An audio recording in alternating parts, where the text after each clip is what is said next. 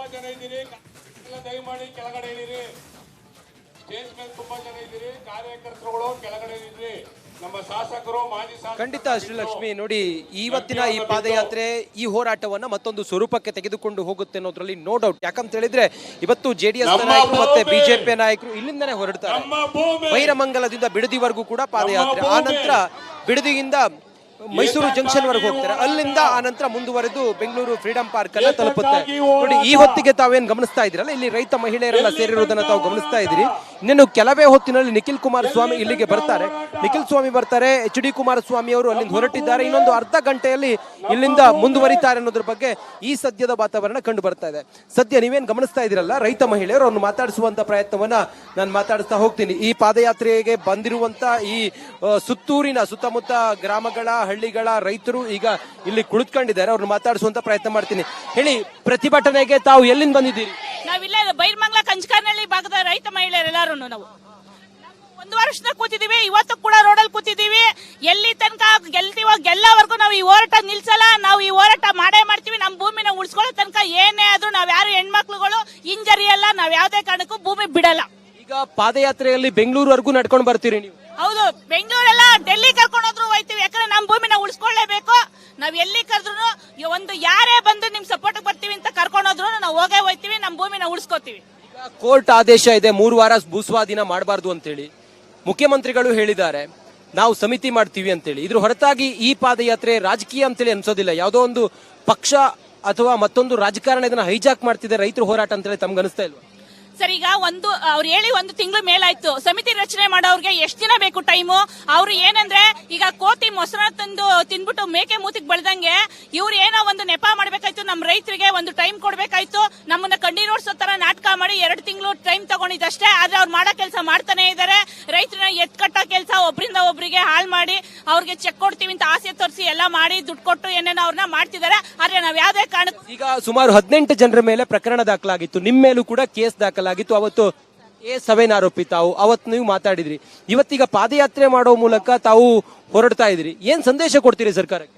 ಅವ್ರು ಯಾವುದೇ ಮಟ್ಟದ ನಮ್ಮ ಮೇಲೆ ಯಾವುದೇ ಮಟ್ಟದ FIR ಮಾಡ್ಲಿ, ಏನೇ ಮಾಡ್ಲಿ, ಗೋಲಿಬಾರ್ ಮಾಡಿದ್ರು ನಾವ್ ಯಾವುದೇ ಕಾರಣಕ್ಕೂ ಭೂಮಿ ಬಿಡೋ ಮಟ್ಟದಲ್ಲಿ ಇಲ್ಲ ಸರ್. ಹೆಣ್ಮಕ್ಳು ನಾವು 100ಕ್ಕೆ 200% ನಮ್ಮ ಮನೆ ಉಳಿಸ್ಕೋಬೇಕು ಅಂತ ಬೀದಿಗಿಳಿದಿದೀವಿ. ಯಾವ ಮಟ್ಟಕ್ಕಾರು ಹೋರಾಟ ಮಾಡ್ತೀವಿ. ಆಮೇಲೆ ಏನಂದ್ರೆ ನಮ್ ಯಾವ ಹೋರಾಟ ಒಂದು ಜಯಶಾಲಿ ಆಗೋ ಮಟ್ಟ ಬರುತ್ತೋ ಅವಾಗ ಅವರೊಂದು ಅವ್ರದೇ ಆದ ಸರ್ಕಾರದಿಂದ ನಮ್ಮನ್ನ ತುಳಿಯುವಂತ ಕೆಲಸ ಮಾಡ್ತಾರೆ. ಈಗ ಸಮಿತಿ ರಚನೆ ಮಾಡಿದೀವಿ ಅಂತ ಹೇಳವ್ರೆ, ಅದ್ರ ಮೇಲೆ ನಮ್ಗೆ ನಂಬಿಕೆ ಇಲ್ಲ. ನಾವ್ ಹೇಳೋ ಜನನ್ನ ಸಮಿತಿಲಿ ಹಾಕ್ಲಿ ಅವರು, ಅವಾಗ ನಮ್ಗೆ ನಂಬಿಕೆ ಬರ್ತದೆ. ಅವ್ರಿಗೆ ಯಾರು ಬೇಕೋ ಅವ್ರನ್ನ ಹಾಕೊಂಡು ನಾವು ಸಮಿತಿ ಮಾಡಿದೀವಿ ಅದ್ರ ವಿವರ ಕೊಡ್ತೀವಿ ಅಂತಾರೆ. ಅವ್ರಿಗೆ ಬೇಕಾದವ್ರನ್ನ ಹಾಕೊಂಡು ಅವ್ರ ವಿವರ ತಯಾರಿಸ್ತಾರೆ. ನಮ್ಗೆ ಅದ್ರ ಮೇಲೆ ನಂಬಿಕೆ ಇಲ್ಲ. ನಾವು ಹೋರಾಟ ಮೂಲಕನೇ ನಾವು ಜಯಶಾಲಿ ಆಯ್ತೀವಿ. ಕೇಸು ಕಂಪ್ಲೇಂಟ್ ಅಂತ ಹೇಳಿ ಕೋರ್ಟ್ ತಾವು ಹೋಗ್ತಾ ಇದ್ದೀರಾ? ಹೇಗೆ, ಏನಾಗಿದೆ ಅದು ಕೇಸು ಕಂಪ್ಲೇಂಟ್? ಏನೂ ಆಗ್ಲಿಲ್ಲ ಸರ್. ಅದು ನಮ್ ಕಾಮನ್ ಆಗ್ಬಿಟ್ಟದೆ. ಯಾಕಂದ್ರೆ 3-4 ಆಗ್ಲೇ ಇವ್ರ ಮೇಲೂ 3 ನನ್ ಮೇಲೂ 3 ಅಲ್ಲ. ಕೇಸು ಕೊಟ್ಟು ಭಯ ಪಡಕ್ಕೆ ನಾವೇನ್ ರೈತರೇನ್ ಯಾರನ್ನು ಕೊಲೆ ಮಾಡಿಲ್ಲ, ಕಳ್ತನ ಮಾಡಿಲ್ಲ, ಇನ್ನೊಂದ್ ಮಾಡಿಲ್ಲ. ಯಾಕೆ ಭಯ ಪಡೋಣ ಸರ್? 10 ಕೇಸ್ ಹಾಕ್ಲಿ. ನಾವೇನ್ ಯಾರು ಹೆಣ್ಮಕ್ಳುಗಳು ಎದುರ್ಕೊಳ್ಳೋ ಅಂತ ಅವಶ್ಯಕತೆನೇ ಇಲ್ಲ ನಮ್ಗೆ. ಇವತ್ತು ಕೊಲೆ ಮಾಡಿದವರು, ಕಳ್ತನ ಮಾಡಿದವರು, ದೇಶ ನುಂಗಕ್ ಹೋಗಿರೋರೆ ರಾಜರೋಷವಾಗಿ ಎಲ್ಲ ರಾಜ್ಯಾದ್ಯಂತ ತಮ್ಮ ಹೋರಾಟಕ್ಕೆ ರಾಜ್ಯದ ರೈತರೆಲ್ಲ ಬೆಂಬಲ ಕೊಡ್ತಾ ಇದ್ದಾರೆ. ಬೇರೆ ಬೇರೆ ಜಿಲ್ಲೆಗಳಿಂದೆಲ್ಲ ರೈತರೆಲ್ಲ ಬಂದಿದ್ದಾರೆ. ಅವರಿಗೆಲ್ಲ ತಾವೇನ್ ಹೇಳ್ತೀರಿ? ಅವ್ರಿಗೆಲ್ಲರಿಗೂ ಧನ್ಯವಾದ ಹೇಳ್ತೀವಿ. ಯಾಕಂದ್ರೆ ಅನ್ನ ತಿನ್ನೋರು ಸಹಾಯ ಮಾಡ್ತಿದ್ದಾರೆ. ನಿಜವಾಗ್ಲೂ ಅನ್ನದಾತ್ರನ್ನ ಉಳಿಸ್ಕೊಡಿ ಅಂತಾನೆ ನಾವು ಕೇಳ್ಕೊತಾರೆ. ಎಷ್ಟೇ ಹಣ ಕೊಟ್ರು ಏನೇ ಕೊಟ್ರು ತಾವು ಭೂಮಿ ಕೊಡೋದಿಲ್ಲ ಅಲ್ವಾ? ಕೊಡೋದಿಲ್ಲ ಅಲ್ವಾ? ರಾಜಕೀಯ ಪ್ರೇರಿತ ಅಂತಾರೆ ಇವತ್ತೊಂದು. ನಾವು JDS ಜೊತೆ ಹೆಜ್ಜೆ ಆಗ್ತಾ ಇಲ್ಲ. ನಮ್ ಜೊತೆ JDS ಅವ್ರು ಹೆಜ್ಜೆ ಆಗ್ತಾವ್ರೆ. ನಾವು ಮೊದ್ಲು 9-10ಕ್ಕೆ 2 ದಿನ ಪಾದಯಾತ್ರೆ ಮಾಡೋಣ, ಸೆಷನ್ ಸ್ಟಾರ್ಟ್ ಆಗೋದ್ ಮುಂಚೆ ಅಂತ ಅನ್ಕೊಂಡಿದ್ದು. ಆದ್ರೆ ಅವ್ರು 31-1-2ಕ್ಕೆ ಹಾಕೊಂಡಿದ್ರು. ಅವ್ರ ಕಾರಣಾಂತರದಿಂದ ಕ್ಯಾನ್ಸಲ್ ಆಗಿ ನಮ್ ಜೊತೆ ಇವತ್ತು ಅವ್ರು ಸೇರ್ತಾವ್ರೆ. ನಾವು JDS ಅವ್ರ ಜೊತೆ ಹೋಯ್ತಾ ಇಲ್ಲ, ನಮ್ ಜೊತೆ JDS. ಪಾದಯಾತ್ರೆ ಮಾಡೋದ್ರಿಂದ ಏನ್ ಪ್ರಯೋಜನ ಏನು ಅಂತ, ಏನ್ ಇಂಪ್ಯಾಕ್ಟ್ ಆಗುತ್ತೆ ಸರ್? ಪಾದಯಾತ್ರೆ ಮಾಡ್ತಾ ಇದೀವಿ ಅಂದ್ರೆ ಈಗ ನಾವು 1.5 ವರ್ಷದಿಂದ ಇಲ್ಲೇ ಕೂತಿದೀವಿ. ನಮ್ಮನ್ನ ಯಾರು ಕೇಳ್ತಾರ. ಯಾವ್ದೇ ಒಂದು ಮಿನಿಸ್ಟರ್ಗಳು ಬಂದು ಏನಾಗಿದೆ ಅಂತ ನಮ್ಮನ್ನ ಕೇಳ್ತಿಲ್ಲ.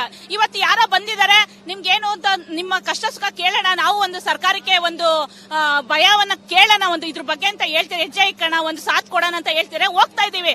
ನಾವು ಯಾವ್ದು ಪಕ್ಷಾತೀತವಾಗಿ ಮಾಡ್ತೇವೆ, ಯಾವ್ದೇ ಪಕ್ಷಕ್ಕಲ್ಲ. ಇವತ್ತು DK ಶಿವಕುಮಾರೇ ಬರ್ಲಿ ಪರವಾಗಿಲ್ಲ, ಅವ್ರನ್ನ ಕರ್ಕೊಂಡು ಹೋಗ್ತೀವಿ ಜೊತೆ, ಅವರಿಂದನೇ ಬರ್ತೀವಿ. ಪರವಾಗೆಲ್ಲ ಇದ್ದಾರಲ್ಲ, ಅವರಿಗೆಲ್ಲ ಏನ್ ಹೇಳ್ತೀರಿ? ಏನಂತ ಅಂತವ್ರೆ ಅಂದ್ರೆ ಕುಮಾರಣ್ಣವ್ರು ಮಾಡ್ಬಿಟ್ಟವ್ರೆ, JDS ಮಾಡ್ಬಿಟ್ಟವ್ರೆ ಅಂತ ಅಕೋಯರ್ ಅಂತ ಹೇಳ್ತಾ ಇದ್ರು ಅವರು. ಅದಕ್ಕೆ ನಾವಾಗ ಏನಂತ ಕೇಳ್ಕೊಂಡಿದೀವಿ ಅಂದ್ರೆ ಕುಮಾರಣ್ಣವ್ರನ್ನ, ಇವಾಗ ನೀವು ಮಾಡಿದಿರಂತಲ್ಲ, ನಮ್ಮ ಆಸ್ತಿ ನೀವು ಉಳಿಸ್ಕೊಡ್ಬೇಕು ಅಂತ ನಾವು ಕೇಳ್ಕೊಂಡು, ಇವಾಗ ನಿಮ್ ಮೇಲೆ ಆಗ್ತಾವ್ರ ಅವರು. ಈಗ ನೀವ್ ಹೆಂಗ್ ಮಾಡ್ತೀರಿ ಇವಾಗ ನಮ್ನ ಉಳಿಸ್ಕೊಡ್ಬೇಕು ಅಂತ. ಅದಕ್ಕೆ ಅವ್ರಂದ್ರು ನಿಮ್ ಜೊತೆ ನಾವು ಬಂದು ಪಾದಯಾತ್ರೆ ಮಾಡ್ಕೊಡ್ತೀವಿ. ಕುಮಾರಸ್ವಾಮಿ ಅವರೇ ಇಲ್ಲಿ ರೆಡ್ ಝೋನ್ ಮಾಡಿದಂತಲ್ಲ, ಕುಮಾರಸ್ವಾಮಿ ಅವರೇ ಇದಕ್ಕೆ ಮೂಲ ಅಂತೇಳಿ ಹೇಳ್ತಾರಲ್ಲಮ್ಮ. ಮಾತಾಡುವ ಅಲ್ಲ, ಕೇಳಿ ರೆಡ್ ಝೋನ್ ಅಂದ್ರೆ ಏನು ಮಳೆ ಬರಲ್ಲ ಬೆಳೆ ಬರಲ್ಲ ಅಂತ ಹೇಳುತ್ತಾ ಕೇಳಿ. ಎಲ್ಲ ಬರ್ತದೆ, ಮಳೆ ಬೆಳೆ ಎಲ್ಲ ಬೆಳಿತೀವಿ. ನಿಮ್ ಊರನ್ನ ಅಭಿವೃದ್ಧಿ ಮಾಡ್ತಾರಂದ್ರೆ ನಿಮ್ಗೆ ಸೀಟ್ ಕತ್ತಿದ್ರಲ್ವೇ, ಅವ್ರು ಸೀಟ್ ಕತ್ತಾಗಿಂದ ಮಳೆ ಇಲ್ಲ ಬೆಳೆ ಇಲ್ಲ. ತಥಾ ಪ್ರಜೆ ಡಿ ಕೆ ಶಿವಕುಮಾರ್ ಬಂದಾಗಿಂದಾನು ಮಳೆನೇ ಇಲ್ಲ, ಬರಗಾಲ